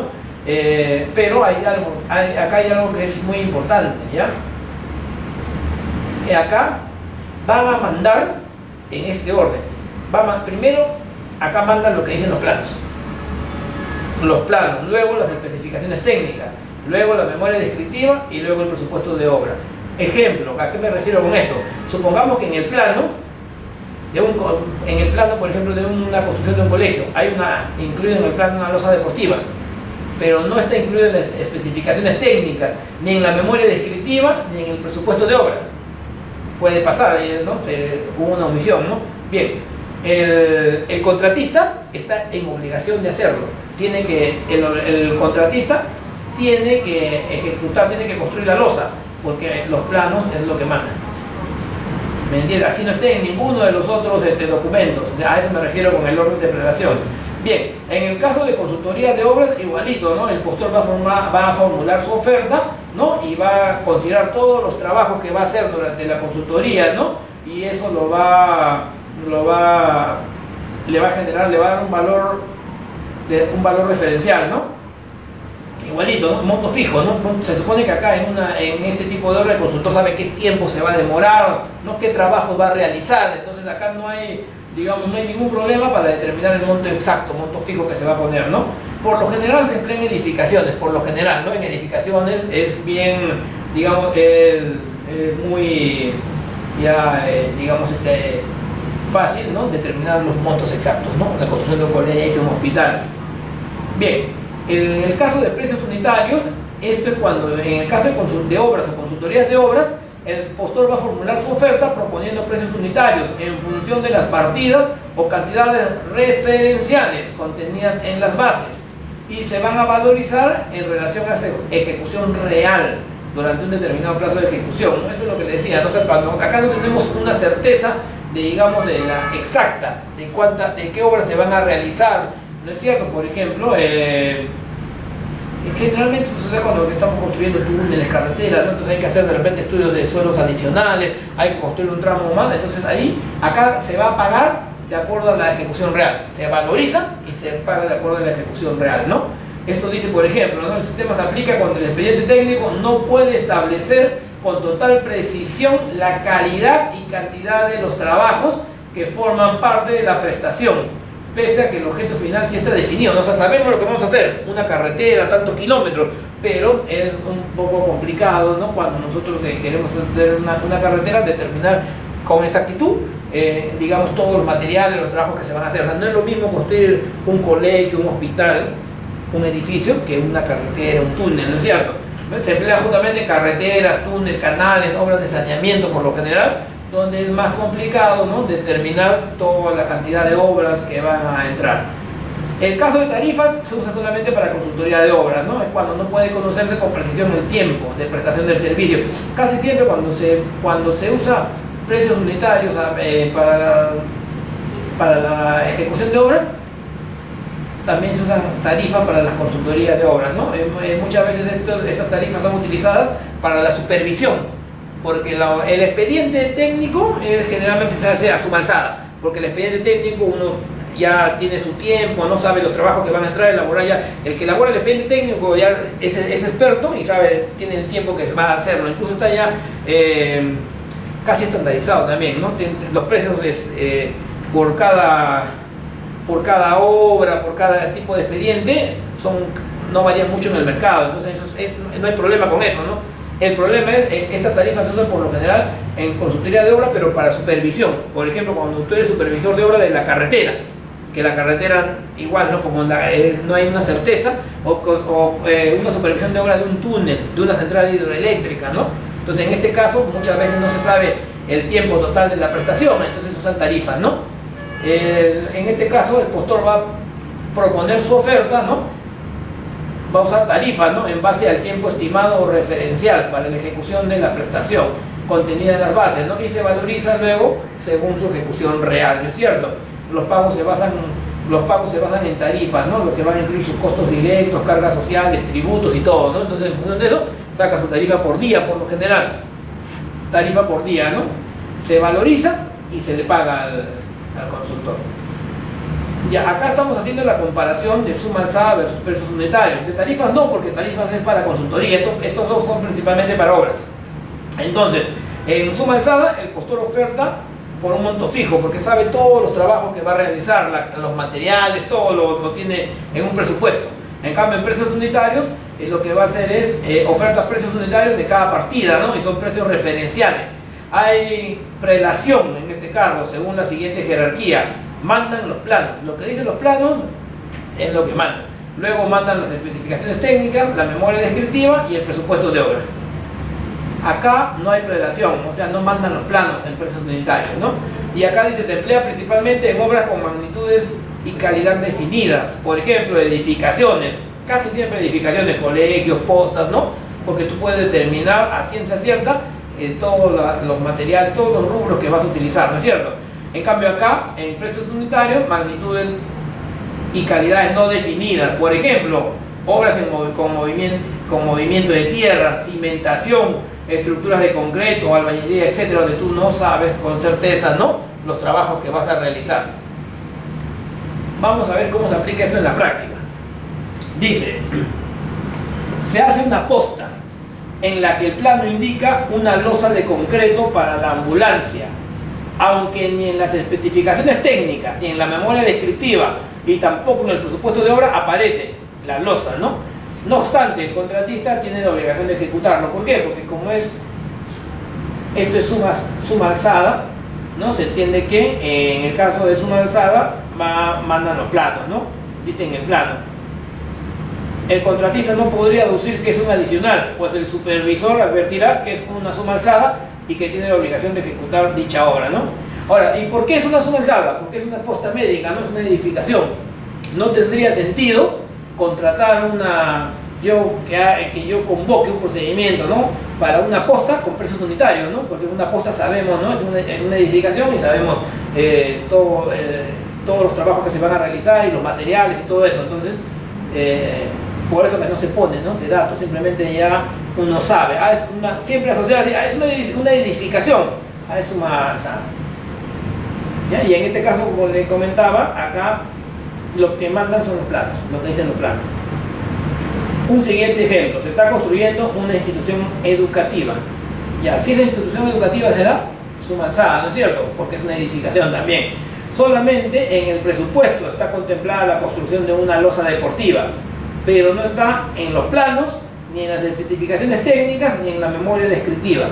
Solo está en el presupuesto. Bien, en este caso el contratista también está en la obligación, ¿no?, de hacerlo, tiene que ejecutarlo. ¿Por qué? Porque el presupuesto también está planos, especificaciones técnicas, memoria descriptiva, presupuesto. En cualquier otro documento que esté, ahí sí ya no tiene obligación. Pero si está en cualquiera de estos cuatro, está la obligación, ¿no? Se está ejecutando un parque. En este caso han puesto precios unitarios, es un parque. En el plano se indica que existe una losa deportiva. En las especificaciones técnicas, memoria descriptiva y presupuesto de obra no aparece la losa deportiva. El contratista no tiene obligación de hacerlo en este caso. ¿Por qué? Porque en el caso de los precios unitarios no hay prelación, no mandan los planos. Simplemente no. Y si la municipalidad cree que es esencial, prioritario contar con la losa, tendrá que realizar un contrato adicional, un adicional de obra, ¿no es cierto? Otra situación. Bien, acá señalen qué sistemas de contratación se podrían aplicar en cada uno de los siguientes casos. Por ejemplo, en la construcción de un hospital será suma alzada, ¿no es cierto? Una edificación, un colegio inicial, primaria, secundaria, suma alzada. Un túnel por lo general es precios unitarios, ¿no? No hay que hacer excavaciones, no. Una carretera también es la misma situación, hay que hacer estudios de suelos a veces adicionales. Una planta de tratamiento de agua potable. En este caso podríamos usar, ¿qué cosa? Podríamos usar suma alzada, ¿eh? Y en una hidroeléctrica podría ser, en una hidroeléctrica más bien es precios unitarios, ¿no? Porque es más complicado acá. Ahora, ojo, esto es un ejemplo muy simple, ¿no? Muchas veces depende también ya de situaciones reales, ¿no? Y de, por ejemplo, donde hay un terreno que es más homogéneo, ¿no? Entonces podemos saber y de repente usar también suma alzada, ¿no? Pero va a depender ya de la realidad, ¿no? Estos son ejemplos muy genéricos. Bien, modalidades de ejecución. Estos que están acá son los sistemas de contratación, ¿no? ¿Qué sistemas de contratación? O sea, antes de contratar la obra tenemos que definir qué sistema de contratación voy a usar. Luego tengo que definir cuál va a ser mi modalidad de ejecución contractual, ¿no? Ya, una vez que ya tengo claro el sistema, va a ser suma alzada, va a ser precios unitarios, lo voy a realizar mediante un sistema mixto. Bien, ya tengo definido eso. Ahora vamos a ver lo que son las modalidades de ejecución contractual. Bien, las modalidades de ejecución contractual son dos: llave en mano y concurso oferta. Llave en mano y concurso oferta. Bien, llave en mano es cuando el postor debe ofertar en conjunto la construcción, el equipamiento y el montaje hasta la puesta en servicio de una obra. De ser el caso, va a elaborar también el expediente técnico y la operación asistida de la obra. Es decir, cuando estamos hablando de llave en mano, el postor va a elaborar todo prácticamente, o sea, va a elaborar en conjunto, ¿no? O sea, va a construir la obra, por ejemplo, un hospital. O sea, cuando estamos hablando de llave en mano, elabora las edificaciones, ¿no? La edificación del hospital, pero luego también el equipamiento, los equipos médicos, ¿no? El montaje y la puesta en servicio de la obra, es decir, ¿no? Y de ser el caso, la elaboración del expediente, incluso el mismo expediente, el expediente mismo, además ha ejecutado la obra, la edificación, el equipamiento, ¿no? Y el montaje hasta la puesta en servicio de la obra, ¿no?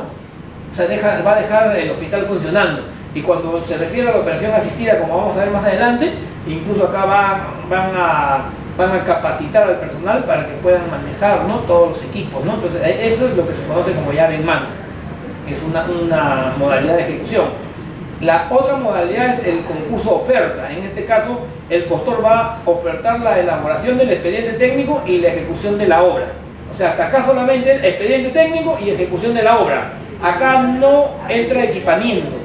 O sea, cuando estoy hablando de concurso oferta, el expediente técnico y la ejecución. O sea, se va a quedar en la edificación. Me deja las edificaciones todo y ya yo tengo que hacer otro procedimiento para el equipamiento, ¿no? Entonces esta modalidad solo puede aplicarse a la ejecución de obras que se convoque bajo el sistema de suma alzada. O sea, esto solamente es concurso oferta, solamente es cuando se trata de suma alzada y además cuando el presupuesto estimado o valor referencial es para licitación pública, ¿no? O sea, en resumen, el concurso oferta solamente lo puedo yo ejecutar cuando se trata de licitaciones públicas y el sistema de contratación es a suma alzada. Solo en ese caso yo puedo usar concurso oferta, ¿no? Donde me van a, el mismo contratista me va a elaborar el expediente técnico y me va a ejecutar la obra. Eso es concurso oferta, ¿no? Y llave en mano me deja ya no solo la edificación, sino también el equipamiento, ¿no? Acá ampliamos un poco más lo que es la llave en mano y operación asistida. Dice que el contratista que ejecutó la obra bajo la modalidad llave en mano puede incluir además, esto es la operación asistida, el mantenimiento, reparación, capacitación, entre otros aspectos, en atención al cumplimiento de los términos de referencia y condiciones establecidas en el contrato. O sea, cuando estamos hablando de operación asistida, implica la puesta en marcha de la instalación construida, así como la transferencia de tecnologías, o sea, va la capacitación, conocimientos, procesos, entrenamiento del personal, entre otros, hasta que la entidad toma el control definitivo de las instalaciones de la obra ejecutada. O sea, la llave en mano y operación asistida es cuando hay operación asistida, es justamente donde no solamente van a construir la edificación y también van a proveer el equipamiento, sino que además van a capacitar al personal para que pueda hacer uso de esos equipos, ¿no? Y una vez que ya el personal está capacitado, ¿no?, le entregan ya el control, ¿no?, de la obra.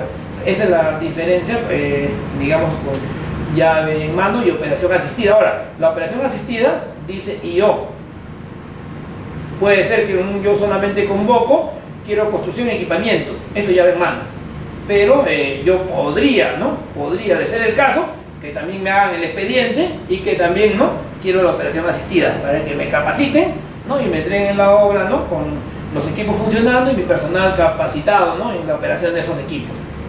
Ya, eso, y el concurso oferta, ¿no?, es cuando el postor presenta, ¿no?, se presenta el concurso y va a elaborar el expediente técnico y la ejecución de la obra, ¿no? Incluso si las bases lo requieren, ¿no?, e incluso el mismo terreno, incluso el terreno, ¿no? O sea, de acuerdo a las bases. Esto es opcional, ¿no? O sea, me va a elaborar el expediente técnico, la ejecución de la obra, ¿no?, y si las bases lo requieren, incluso el terreno, ¿no es cierto? Pero este concurso oferta, hemos dicho que solamente es cuando se trata del sistema de contratación a suma alzada, ¿no?, y cuando se trata de licitaciones públicas. Bien, entonces yo ya tengo, una vez que yo tengo acá, ya tengo definido, ¿no?, tengo definido mi sistema de contratación, que puede ser suma alzada, precios unitarios, ¿no?, o el esquema mixto. Ya tengo también mi modalidad de ejecución contractual, que puede ser llave en mano o concurso oferta. Ahora yo tengo que determinar las formas de contratación. ¿Cuáles van a ser las formas de contratación que yo voy a ejecutar? Entonces, las formas de contratación, en el caso de obras, son dos. En el caso de obras tenemos lo que se llama la contratación por paquete y la contratación por tramos. La contratación por paquetes es cuando la entidad, ¿no?, va a agrupar, ¿no?, en el objeto de contratación varias obras, pero que tienen similar naturaleza y que además están vinculadas entre sí, ¿no? Y va a considerar una contratación conjunta, ¿no?, porque considera que es más eficiente que realizar, ¿no?, los procesos de convocatoria por separado. ¿Ya? Entonces eso lo determina. También incluso ya puede convocar por paquete, ¿no?, lo que son consultorías, por ejemplo, los estudios de preinversión, ¿no? Para los proyectos de inversión pública, así como la elaboración de dichos estudios y del expediente técnico de obra, ¿no? Debiendo preverse, ¿no?, en los términos de referencia, que los resultados de cada nivel de estudio sean considerados en los siguientes niveles, ¿no? ¿Qué quiere decir eso? Que primero se hace, ¿no?, la preinversión, luego se hace formulación y evaluación, luego expediente técnico, ¿no es cierto? Entonces eso tiene que preverse. Claro, lo que pasa es que muchas entidades, ahora más bien es más sencillo, pero antes, por ejemplo, cuando había el SNIC, muchas entidades contrataban una consultoría para que le hagan la formulación de su proyecto. O sea, lo contrataban y tenían que hacerle toda la formulación. ¿Por qué? Porque ese proyecto luego pasaba a una unidad evaluadora y también el MEC. Entonces el MEC te observaba, ya unos 6 meses del proyecto volvía, a veces hay proyectos que están años, ¿no? Y lo peor es que cuando salía el alcalde ya nadie le interesaba, entonces quedaban ahí un montón de proyectos que no se ejecutaban, ¿no? Bueno, entonces esto también se puede usar para esto, ¿no? Ahora con el invierte es un poco más sencillo. Bien, entonces los paquetes es así, ¿no? O sea, cuando yo contrato por paquetes es las varias obras, lo contrato en un solo proceso. Listo, son obras que están vinculadas entre sí y yo digo, en vez de hacer varios procedimientos, yo voy a convocar, ¿no?, todas en un solo paquete. Entonces dice por paquete, ¿no? Y eso lo tiene que el órgano encargado de las contrataciones tiene que hacer una evaluación, ¿no? Y tiene que también con informe técnico, ¿no?, demostrar que es más eficiente y eficaz, ¿no?, en términos de calidad, precio y oportunidad, contratar por paquete, ¿no? Bueno, en el caso de casi siempre cuando son obras vinculadas, ¿no?, es más eficiente contratar por paquete, ¿eh? Por si acaso, porque una sola, ¿no?, se contrata y en un solo procedimiento todas las obras que están relacionadas, ¿no?, que es más complicado contratar una por una. Ya. Luego tenemos lo que es la contratación por tramos, ¿ya? Esto es en obras, ¿no? La entidad puede contratar por tramos cuando se trata de obras distintas pero vinculadas entre sí, con montos individuales superiores a 8 UIT, siempre, porque si están por debajo de las 8 UIT ya no están dentro de la ley de contrataciones del Estado, ¿no? Solamente se puede supervisar, ya, donde cada tramo constituye un procedimiento independiente dentro de un procedimiento principal. Ya, en este caso también, ¿no?, se convoca es parecido a paquetes, se convoca un procedimiento principal, ¿ya? Pero acá ¿cuál es la diferencia? Que cuando yo estoy haciendo contratación por paquetes, ¿ya?, un solo contratista, ¿no?, una sola empresa, agarra todo el paquete de obras. O sea, una sola empresa, si acá hay 5 o 6 obras, ya esa empresa, todas las obras, ¿no? Puede ser una empresa o sola o en consorcio, pero agarra todo el paquete. En cambio, cuando estoy en una contratación por tramos, si bien es cierto, ¿no?, es un solo procedimiento principal, ¿ya?, pero dentro de este procedimiento hay varios subprocedimientos, es decir, cada tramo lo puede agarrar una empresa diferente. Entonces, esa es la diferencia cuando estamos hablando por paquetes, ¿no? Por paquetes, una sola empresa agarra todo el paquete, en cambio por tramos son varias empresas, pueden agarrar cada una un tramo, ¿no? Y ahorita vamos a ver con un ejemplo cuál es la utilidad de contratar por tramos.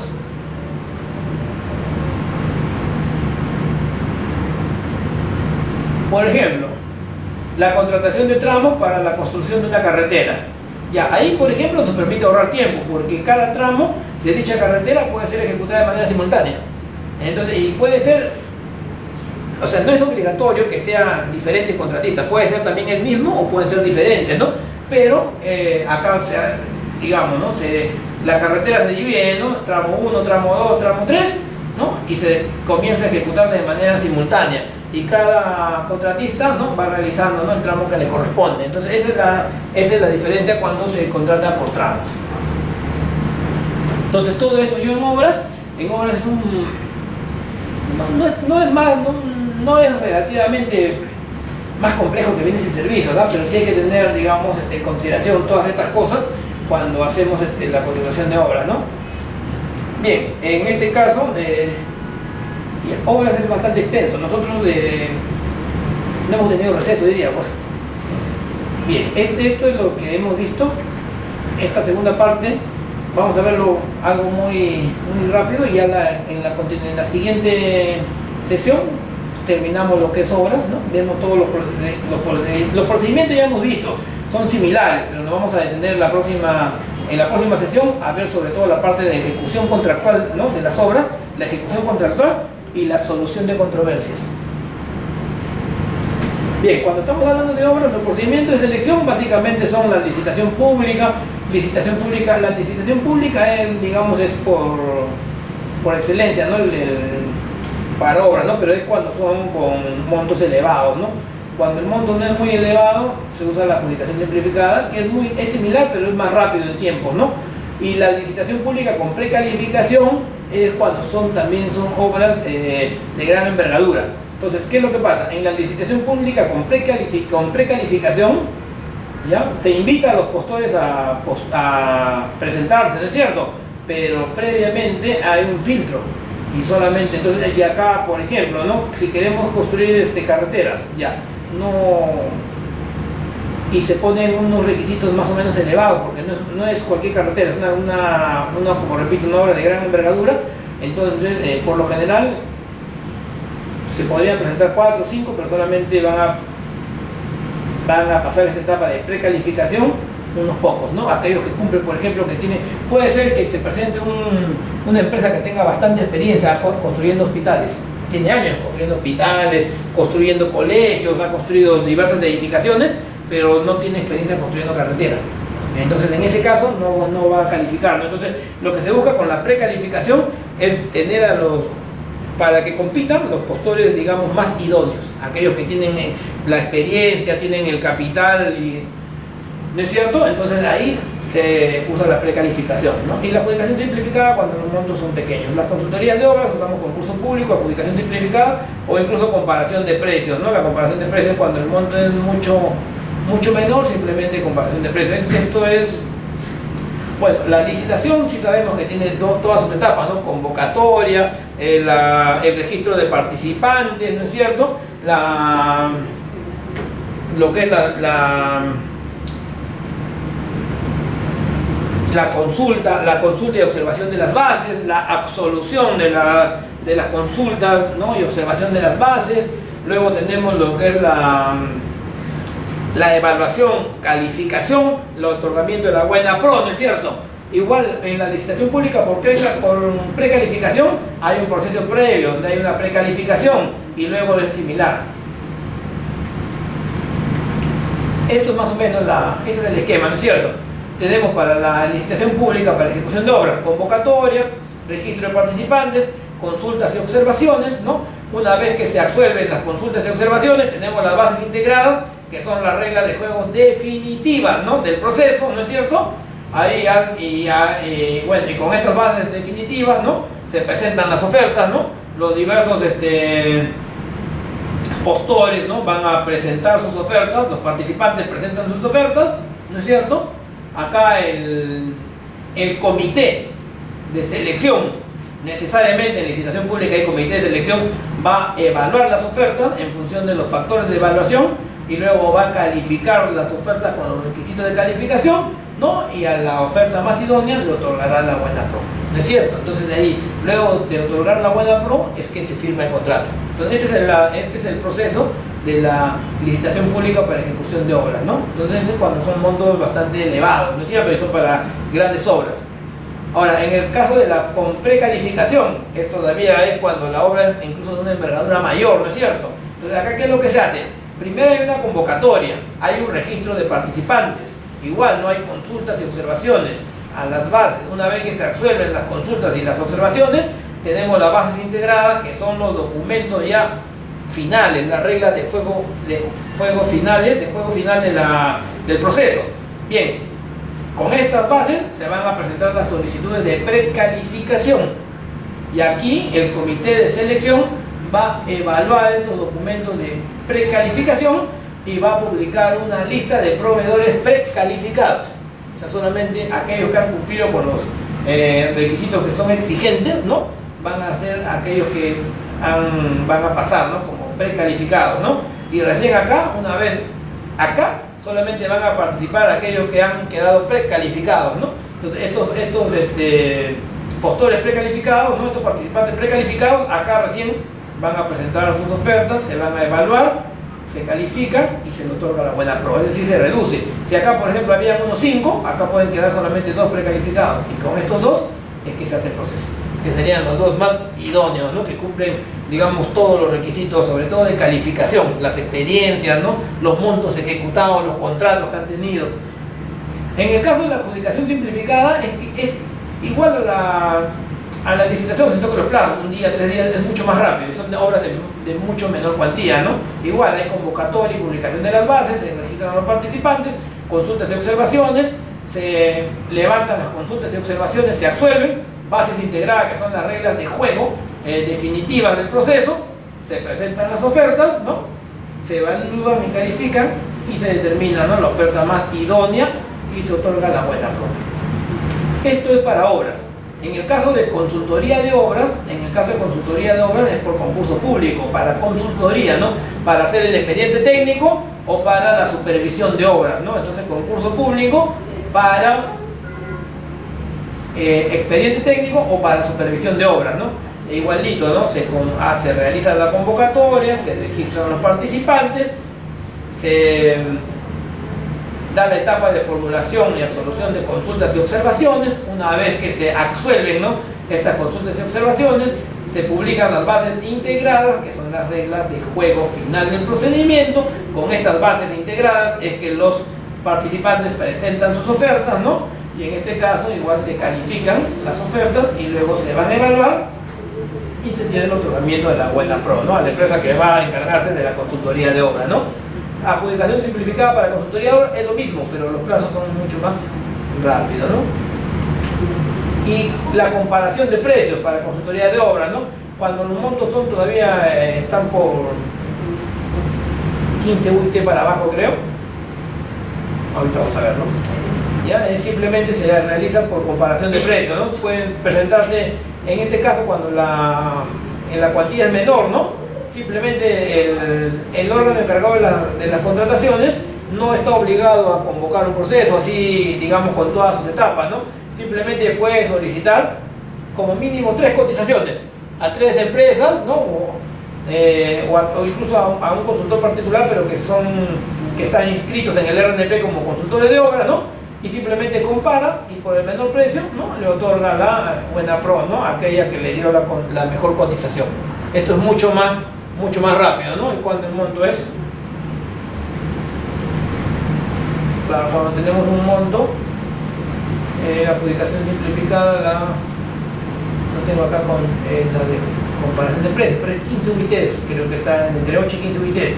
Entonces, cuando el monto no es muy considerable, ¿no?, sobre todo es para consultoría. Esto no se hace para ejecución de obras, esto solamente para la consultoría de obras, ¿no? Entonces, esto es mucho más rápido, ¿no?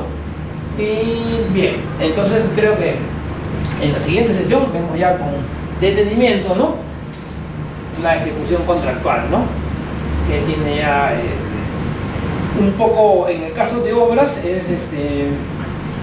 hay que verlo con un poco más de detenimiento porque hay varios temas, ¿no? Sobre todo los requisitos, los adicionales, ¿no?, el tema de la subcontratación, el tema de residente de obra, ¿no?, la inspección, supervisión, cuaderno de los adelantos, ¿no?, el cuaderno de obra, ¿no?, tiene eso, es justamente porque obras incluso es bien extenso, ¿no? Entonces creo que ahí nos quedamos y ya la próxima sesión, más bien el 20 no lo vamos a... Sí, pues ya son 2 alumnos que me han pedido lo mismo, entonces ya lo corremos para el 27. Ya en la última clase va a ser un simulacro con el doctor Ángel Carrillo, ¿no?, donde va a ser un tipo como es el examen de certificación del OSI, ¿ya? Ahí ya ponemos a prueba todos los conocimientos obtenidos. Listo, por acá nos vamos a quedar el día de hoy.